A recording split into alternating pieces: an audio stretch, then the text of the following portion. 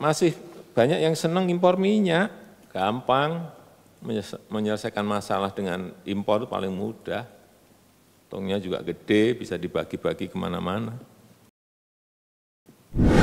Nama anak Muhammad Riza Khalid, namanya Muhammad Keri Adrianto Riza. Saya juga kaget ya ketika mendengar nama-nama ini, kok kita benar-benar dibohongi oleh rejim selama bertahun-tahun gitu. Padahal kan Presiden Jokowi tahun 2014 itu sudah melikuidasi Pertamina Energy Trading, Petral.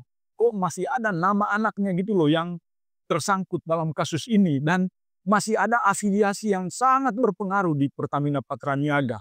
Ini tentu sesuatu yang harus jujur dibuka ke publik oleh kekuasaannya. Siapa kira-kira yang tetap bermain? Lalu kenapa si Riza ini tetap survive di Pertamina? Ini menurut saya perlu ditelusuri lebih jauh, karena nama Riza Khalid ini menurut saya anaknya ini yang hanya dipakai oleh Riza untuk melakukan atau berbisnis dengan Pertamina Patraniaga. Karena memang reputasi ayahnya sudah tidak terlalu bagus di Pertamina. Di dunia migas reputasi ayahnya tidak terlalu bagus. Tetapi yang menarik menurut saya, meskipun dia disebut-sebut sebagai mafia, tetapi menurut saya dia tidak pernah disentuh ya. Tak tersentuh oleh aparat penegak hukum.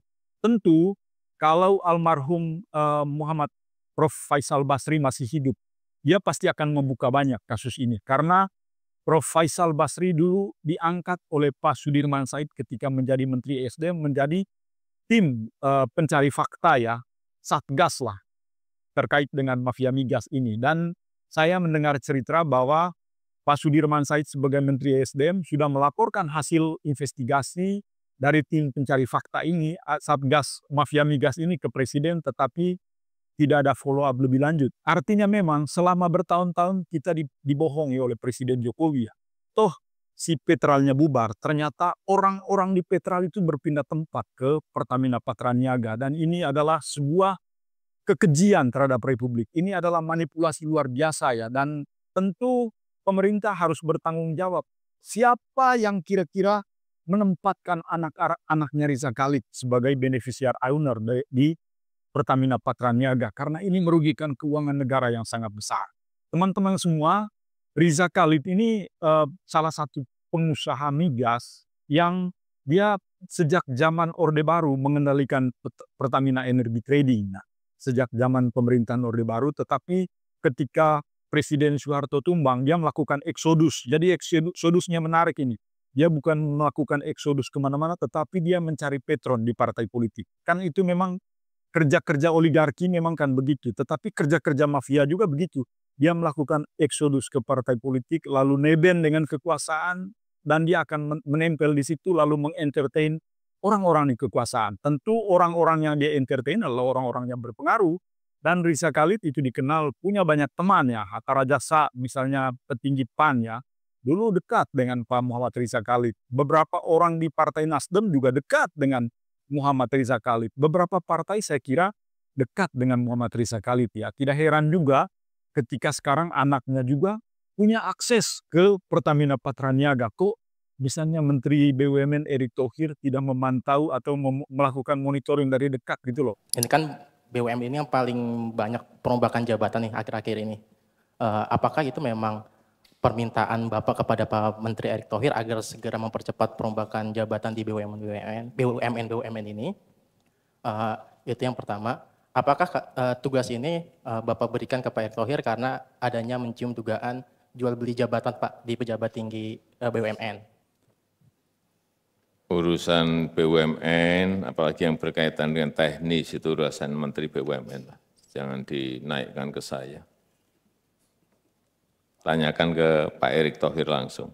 Saya berharap ya Presiden Prabowo Subianto tidak hanya omong-omong, tidak hanya omong kosong ke publik bahwa dia akan melakukan reformasi, termasuk melakukan reformasi di Pertamina. Kita tahu bahwa Riza Khalid ini juga disebutkan dalam kasus Papa minta saham gitu loh.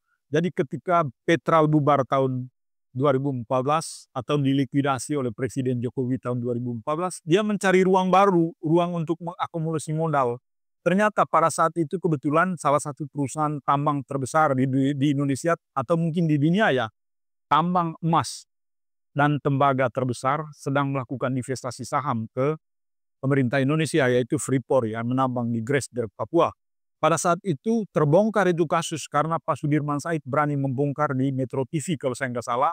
Dia membongkar bahwa ada seorang pengusaha yang mencoba untuk melobi presiden dan melobi Pak Luhut Binsar Panjaitan pada saat itu ya untuk melakukan lobby untuk mendapatkan salah satu proyek dari Freeport. Proyek itu namanya PLTU Urumuka. Jadi PLTU Urumuka ini adalah pembangkit listrik tenaga PLTP tenaga air di Grassberg yang bertugas untuk mensuplai listrik ke seluruh operasi tambang Freeport. Jadi gila, ini orang ini memang sangat perkasa ya. Dia dilindungi khusus oleh kekuasaan. Sangat perkasa dia. Dan pada saat itu terbuka ke publik.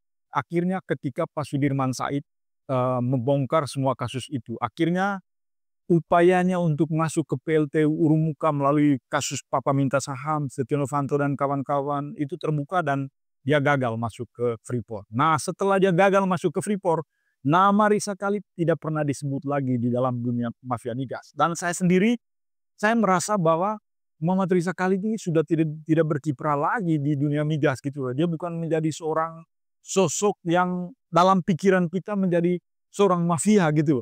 Tetapi ternyata dia tetap bermanuver. Jadi pertanyaan saya adalah bagaimana cara dia untuk survive di dunia migas. Nah, tentu cara dia melakukan survive dengan berbagai cara ya. Caranya adalah melakukan lobby dan dia sudah mengenal orang-orang di dalam internal Pertamina. Selain itu juga dia sudah menempatkan orang-orang kuat di Pertamina. Dia bergaul dengan kekuasaan. Teman-teman bisa melacak sendiri teman-temannya Risa Khalid ini siapa. Orang-orang yang dia entertain ini siapa. Tentu ini membutuhkan sebuah kerja yang besar dan masa menangkap seorang Risa Khalid nggak bisa sih. Dan bagaimana membuktikan bahwa dia termasuk orang yang masuk dalam mafia migas itu. Itu yang agak sulit. Kan kita sekarang hanya omong-omong misalnya bahwa dia adalah seorang mafia. Tetapi membuktikan bahwa dia seorang mafia itu sulit. Sangat sulit. Dan belum ada bukti hukum sampai sekarang. Oleh karena itu ya kita melalui kasus Pertamina Patraniaga ini, jadi kebetulan anaknya melakukan blending BBM di Merak. Ini adalah pintu masuk untuk menelusuri lebih jauh kira-kira berapa dampak kerugian negara akibat ulah para mafia ini. Jadi sejak Republik ini mengimpor migas ya. Jadi kita sudah mengimpor migas cukup lama. Tentu kerugiannya bukan hanya 1.000 triliun, mungkin berlipat-lipat ya karena mereka adalah orang-orang yang menikmati keuntungan besar dari impor migas ini. Oleh karena itu ya kita berharap aparat penegak hukum benar-benar membongkar kasus ini sampai tuntas supaya kita mengetahui ya sepak terjang dari para mafia dan dia bisa membuka sendiri siapa yang melindungi dia dan kira-kira siapa yang dia entertain. Mungkin hanya dengan membuka kasus ini apa yang terjadi di Pertamina saat ini bisa dengan sendirinya terbongkar dan Pertamina menjadi salah satu perusahaan migas yang bisa diandalkan untuk menjadi menjaga kedaulatan energi bangsa ini ke depan.